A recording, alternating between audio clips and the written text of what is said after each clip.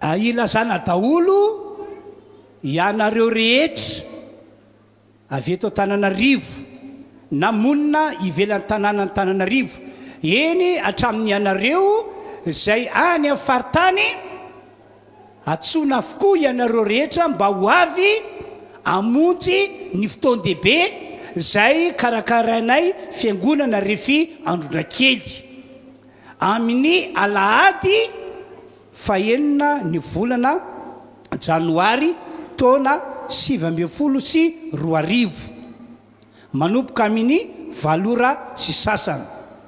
Ny toerana dia ao amin'ny Palais des Sports Mahamasina na Antananarivo.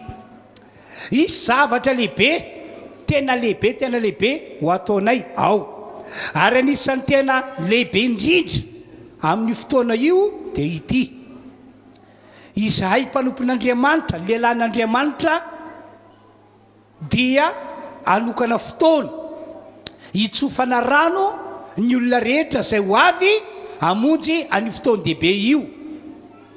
Ny finoanay dia amin'ny alalan'ny tsodrano izay hitsofana rano anareo izay ho avy ao no hiantoka ny fiainanareo amin'iny taona 2022 ray manontolo iny.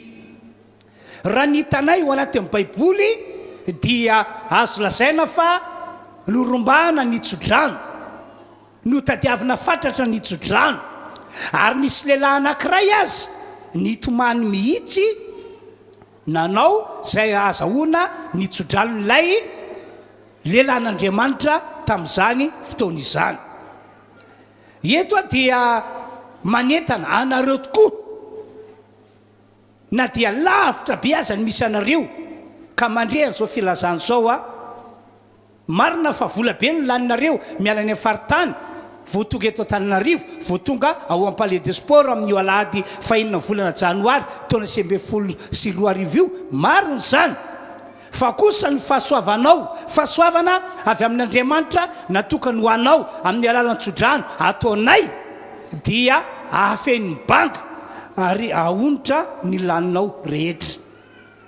Koa dia asaina zany ianao ny ankonanao, ny vady aman-janakao, ny fianakavianao, ianareo rehetra mpanaraka fandarana teo afaka va ianao na amin'ny alalan'ny radio na amin'ny alalan'ny fahitalavitra mba ho tonga amin'io andro lehibe io. Averiko indray zany alahady 9 ny volana janoary taona 2022 manomboka amin'ny 7 sy sasany ny toerana dia ao amin'ny Palais des Sports Mahamasina Antananarivo.